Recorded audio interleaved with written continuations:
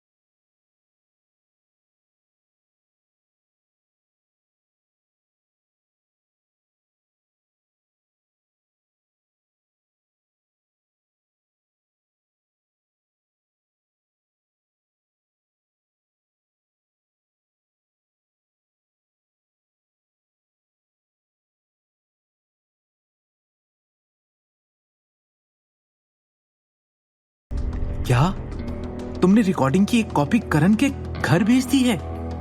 दृष्टि ने चिंतित स्वर में कहा। क्या तुम्हें लगता है इस बात का डर नहीं है कि उनका परिवार ये जानकर बदला लेगा कि तुमने उसकी योजना को फेल कर दिया है और उसके बारे में पता भी लगा लिया? शिवम ने कहा, करण ने पिछले वर्षों में तुम्हारे और पापा के साथ बहुत सारे घृणित काम किए हैं। अब जब उसकी एक कमजोरी उजागर हो गई है तो हमें उसे नीचे ले जाने के अवसर का उपयोग करना चाहिए। उस समय शिवम ने हंसते हुए कहा, बस रुको और देखो, करण का परिवार व्यक्तिगत रूप से तुमसे माफी मांगने आएगा। इस दृष्टि संदिग्ध लग रही थी। वो नहीं जानती थी कि शिवम क्या सोच रहा था। वहीं दूसरी छोर पर ग्रेटर कैलाश के विला क्षेत्र में एक शानदार ढंग से सजाए गए विला को उज्जवल रूप से उज्ज्वलित किया गया था। ये दिल्ली शहर में नारंग परिवार के अजीत नारंग का घर था। Dad, what are you doing? अरे मुझे मारना बंद करो प्लीज। अरे मैं बेटा हूं, आपका दुश्मन नहीं हूं। जो इतनी बेरहमी से मार रहे हो। पश्चिमी शैली के उस विला में दयनीय चीखें इसकी मोटी दीवारों से बाहर के क्षेत्र तक सुनाई दे रही थी। नालायक, इडियट, भूल गया तू कि पिछली बार जब तूने उस रायजादा परिवार को नाराज किया था तो तेरी वजह से हमें और पूरे परिवार को कितना नुकसान झेलना पड़ा था। भूल गया तू कि ना सिर्फ परिवार की बेइज्जती हुई थी बल्कि कितने करोड़ों का नुकसान उठाया था हमने। महंगे सूट में एक अधेड़ उम्र का आदमी गुस्से से चिल्लाया। वो हाथ में डंडा लिए और कोसता रहा कि तुम नहीं जानते कि तुम्हारे कारण मुझे कितना अपमान सहना पड़ा। मानो इतना ही काफी नहीं था, तुम फिर भी गए और परिवार के बाहर इतनी बड़ी समस्या खड़ी कर दी। क्या नहीं मानेगा तू जब तक ये परिवार पूरी तरह से बर्बाद ना हो जाए? डांटते हुए अजीत नारंग ने अपना डंडा फिर घुमाया, जिससे करण जमीन पर लुढ़क गया और दर्द से कराहने लगा। बस करो अजीत, उसे मारना बंद करो।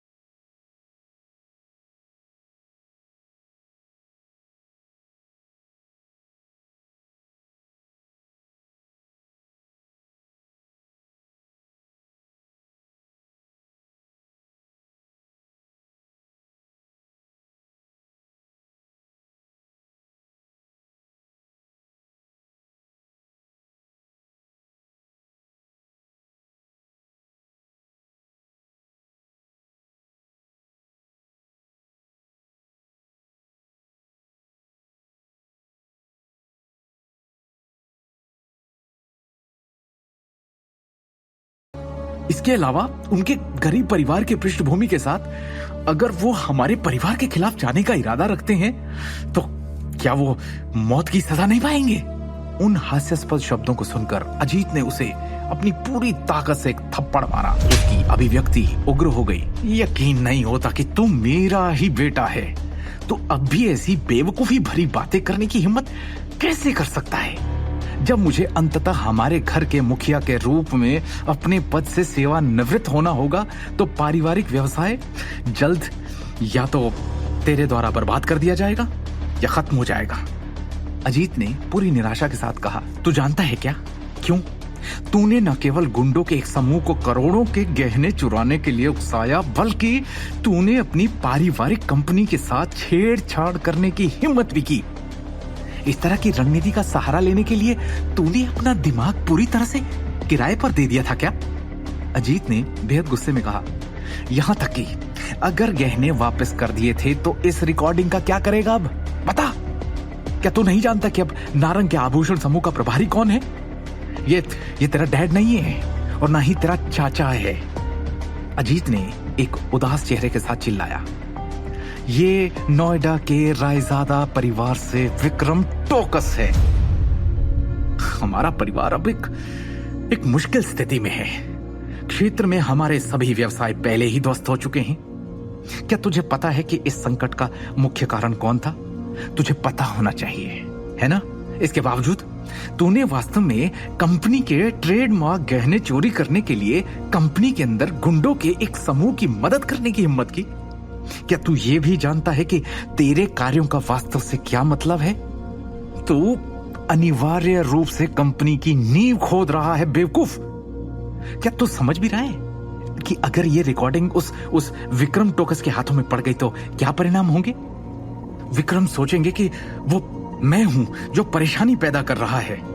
अगर वो इस घटना के कारण के बारे में पता लगा लेता है तो मुझे व्यक्तिगत रूप से तेरी इस बचकानी हरकत की ओर से उससे माफी मांगने के लिए झुकना होगा।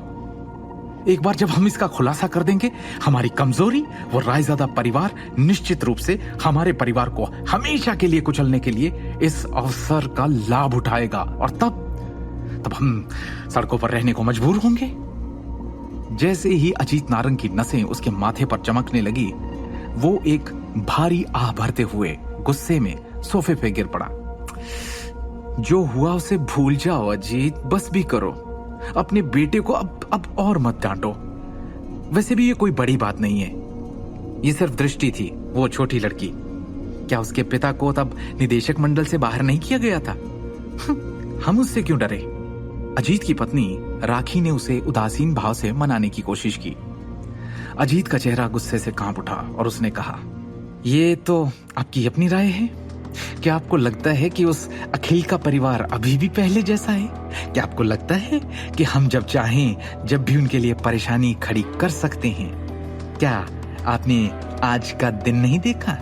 दिल्ली सिटी का पूरा ज्वेलरी उद्योग चर्चाओं और रिपोर्टों से भर गया है कि कैसे उस दृष्टि का पेंडेंट 1 अरब रुपए में बेचा गया। अभी मेरे भाई अखिल की बेटी कंपनी में सबसे लोकप्रिय व्यक्ति है। निदेशक मंडल उसे कंपनी में पैसे का मुख्य स्रोत भी मान रहा है। अजीत ने धीरे से कहा, इसके अलावा रायजादा परिवार तूफान के चरम पर खड़ा है और वर्तमान में हमारे परिवार को आगे बढ़ने से रोक रहा है। सबसे महत्वपूर्ण बात यह है कि अखिल के परिवार के पास वर्तमान में हमारे परिवार को झुकाने की ताकत है। ऐसा लगता है कि हमें इस बार अपना सिर भी झुकाना पड़ सकता है। इस करण ने अजीत के शब्दों की श्रृंखला सुनी और धीरे धीरे उसके दिमाग ने मामले की जड़ को समझ लिया। डैड, अब हमें क्या करना चाहिए? दृष्टि ने रिकॉर्डिंग सबूत हमारे घर भी भेजे थे। करण ने पूछा। उसने सीधे निदेशक मंडल को रिकॉर्डिंग नहीं भेजी बल्कि इसे हमें देने का विकल्प चुना। ये उसकी ओर से एक स्पष्ट खतरा है। देखो आखिर कौन अपने दिमाग का इस्तेमाल कर रहा है। वो वास्तव में हमारे परिवार को धमकी दे रही है। अजीत ने गहरी आवाज में पुष्टि की।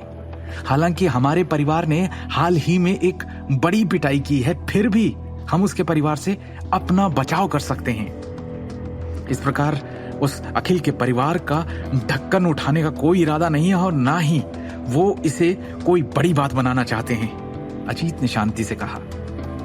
दूसरी ओर वो हमसे कुछ और चाहते हैं।